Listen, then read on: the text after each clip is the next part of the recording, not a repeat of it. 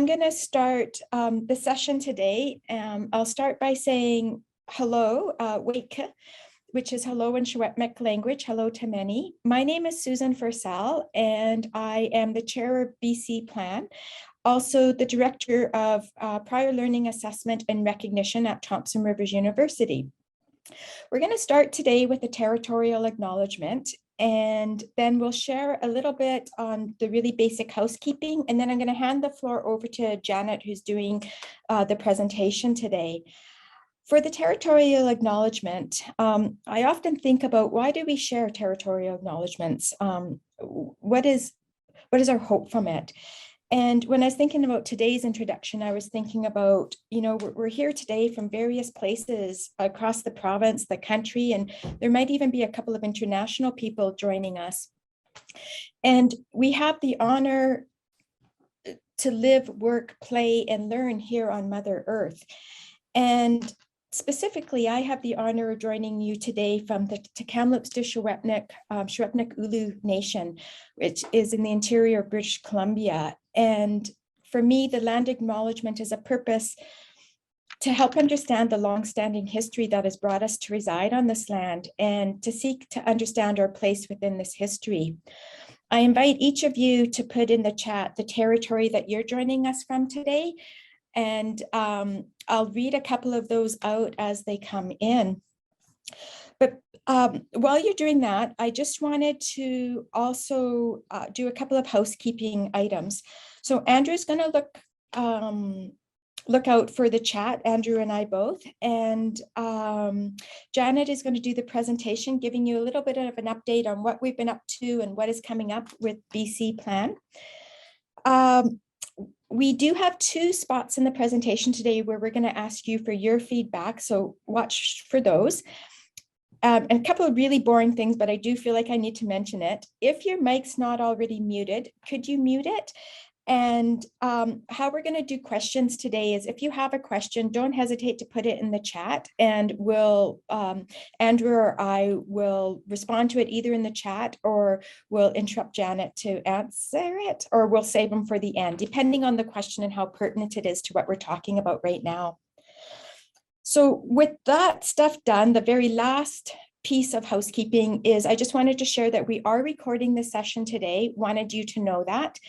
And I want to introduce Janet now.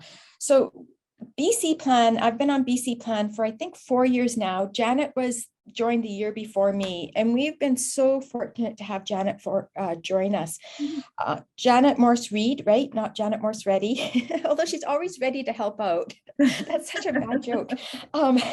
But anyways, it is true, so it's not a joke. But Janet is the CEO of Aspect, which is the Association of Service Providers of Employability and Career Training.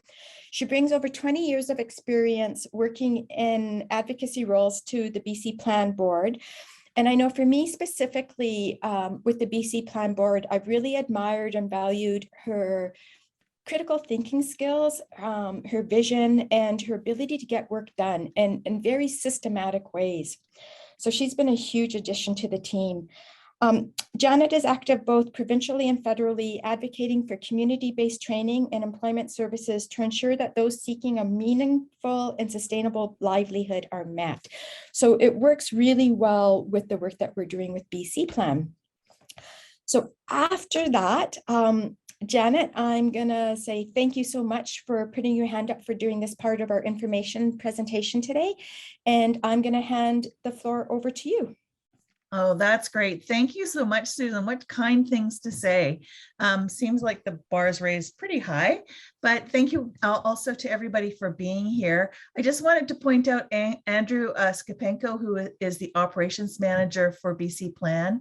He'll be helping out today. And Michaela Overton is our social media person for BCPLAN, is also on the call, as well as other board members from BCPLAN who are here, whom I can't see because I have my PowerPoint up. So maybe we can acknowledge them at the end of the call. So just wanted to let you know what we were planning today. We're going to review your knowledge about BCPLAN and what your expectations for the organization are. Introduce you to the work that we're doing. And this is an update of our strategic plan. offer you ways that you could be involved if you would like to be. And if we have time, we'll have a possibility for discussion groups, also as a way of allowing you to network with some of the people on the call. And we will report back what was discussed again, if we have time, and then have a closing. So let's move on to the next. So if you're not aware, that what we do is pretty much in the name. We are a network of organizations and institutions and employer organizations that are interested in prior learning assessment and recognition. And our work is in BC, so we are BCPLAN. And right now we have a wide array of members who are in all of those areas. I think maybe one of the areas that we'd like to expand a bit more are the employer groups. We don't have as much of a presence for employer groups as we once did. So if you have a moment to put your thoughts in the chat, what do you know about BCPLAN, and what do you hope to get from this session? If you could just take a second to type that into the chat, and I think that Susan and Andrew will be looking at that.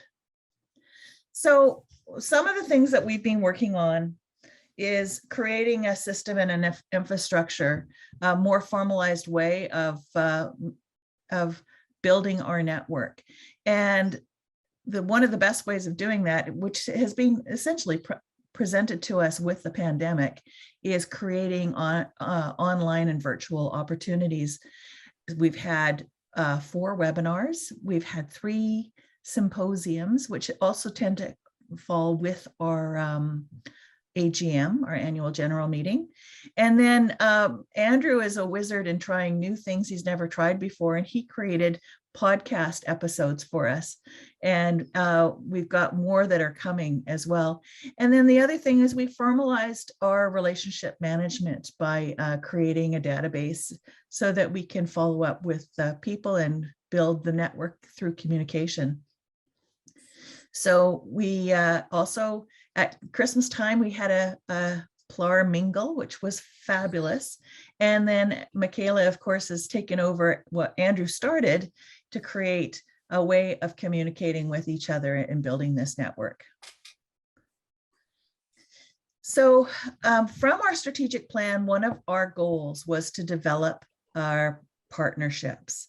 And if anybody has worked in partnership building, that is a lot of work. And so what we've done is we have worked as a board to pull together a list of possible partners. Some of you might have been on this call because of the work that was done by setting that up. We also sent out an invitation to the AVPs and VPs of different institutions who may not necessarily have the time themselves, but may want to have a representation for their institution or organization on the network and possibly on the board as well. We have been reaching out to employer groups. We had a few more when I first joined, but things change over time. And that is one of the things that we're working on building. As you know, the labor market has changed dramatically in the last few years, not unexpected. We all knew it was coming, but the pandemic made it more of a stress, and there's more opportunities for us now to reach out with employers who are actually wanting to listen to what we have to say. And then the other part that we've been working on, which is what I do at most of my work in at Aspect, is we have had opportunities to work with government. You'll probably be hearing about the emergence of micro-credentialing, and in BC, the provincial government's very interested in micro-credentialing as a way of moving people through their career paths and getting the workers that we need in the province. And we have had a BCPLAN event. We've had some, we've been publishing PLAR success stories as well. to bring in and show and demonstrate the overlap between micro-credentialing and PLAR and how they can work together. And we also fine-tuned our message to what we were asking the public and the government and others to make sure that everybody was aware of the many facets of the work that we were doing and how we are able to collaborate with lots of other organizations. So it's been a really exciting last year or so when we've been pulling all of this together. And, you know, whenever you're doing really great advocacy work, the most important thing is to share what you're doing with others. Sometimes when we're working with government, we're not able to always share because things are in development and we have to be thoughtful of that. But Andrew and Michaela have been doing an excellent job of gathering PLAR resources that are out there. Work that has been done before that maybe not as new, that is still very much valid in the work that's being done in PLAR, and also connecting on a national level with CAPLA and making sure that the work that they're doing is also being distributed to everyone, as well as the work that's being done internationally. And I know that we have some international callers on the line today, so it's really good to have you. And, you know, it all goes towards building our network, building the work, and educating the new generation of people, the ones that haven't, that are filling in for others that have retired, so that they understand the very good work that's being done in the past and how they can leverage it for the futures in their positions. So we have our meetings, our governance meetings every month. And we have worked very hard to be a formalized network, which if you've ever volunteered for a board or a part of an action group, there's a lot of nuts and bolts that need to be addressed. And in the last 3 years, we've been working very hard to make sure that all opportunities that come our way are being addressed as quickly and professionally as possible. And we've mentioned hiring Michaela for the social media and expanding on the work that Andrew has done. Probably a lot of you know Andrew, so because he's been very, very good, and we're very happy to have him on that. Janet, can I just Sure. mention something there? With the slide that you just showed on the governance, it's Susan speaking.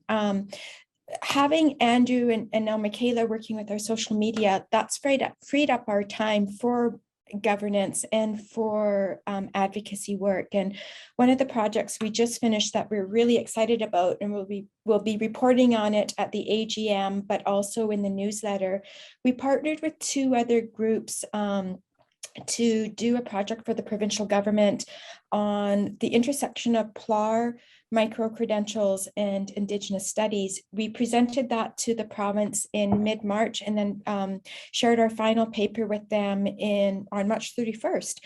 And so, you know, I think that's just a really good example of how the governance structure that we've been working towards and the help that we've been able to solicit has really freed us up to do more important things, not more important things, but to be more of an advocacy group than we've had the capacity to do in previous years.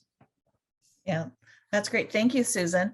And also that brings up other work that we have done as well. Some of you might be familiar with Michaela, who a couple of years ago was, we were working with BCCAT to identify PLAR in several of the universities and institutions around BC. And that information has just been updated right now. So it's not ready for distribution yet, but it has been updated, which is also really helpful. The other thing that we are doing is we are working with Progressive Intercultural Community Services Society, which is PICS. They are out of the Lower Mainland, and we've created with them a PLAR navigator position that helps people coming to Canada figure out a career path using the skills that they have from various different opportunities. And the profiles of these PLAR navigators product is on our website, and it's a really great resource for anyone who's interested to see what the career path might be for some of these and how to use PLAR in getting to those positions. So yes, so we're in the process right now of getting ready for our strategic planning for the next 5 years. We actually thought we had to do it this year, but we didn't realize that we still had another year on our old plan, and we've pretty much reached many of the goals that we had set out for ourselves. Things are moving very, very quickly here, so it's pretty exciting. The other thing is we're hosting sessions like this so that we can kind of build our network and identify other people who might want to serve on the board of directors or one of the working groups to help us promote our work and share the load amongst all of us rather than just a small group. So yes, I just discussed the research projects, the ongoing contract for PLAR, and then also, you know, the automated system. So when you registered for this session online, you got your response that your registration was processed, and then your webinar link for today was also sent out to you. That's all being automated that we use, that now we can do with low staff resources to be able to do all of this. And yes, so the pandemic gave us some opportunities to try and figure out how to be as effective as possible without straining the volunteers of our group. So we restructured our board meetings and our committees. We have a sustainability and partnerships committee, as well as a communications and advocacy committee. We used to have 4 committees. We've consolidated them, and even with this consolidated, there still is quite a bit of crossover between the committees. So the committees meet once a month and the board meets once every 2 months. So this is the sales pitch here for you folks, the ways that you can get involved. One of the things you can do is be a board member, and it's an opportunity for you to contribute to PLAR and in the province, and that was great. But if you don't have the time for that, which we don't all have, we have opportunities to work on one of the committees. That it says here about 3 hours a month, 1 hour meeting, and there's usually a couple hours of work that needs to be done on top of that. We could also use help organizing a professional development event, deliver a presentation. If there's something that you're working on, some research that you're interested about, or an innovation in PLAR, we would love to be able to share that with not only with our friends in BC, but also across Canada as well. And yeah, if you've got any ideas or thoughts that you would like, just send them to us for our email address. And then, you know, check out our website, which is bcplan.ca, to see what kind of resources are there for you.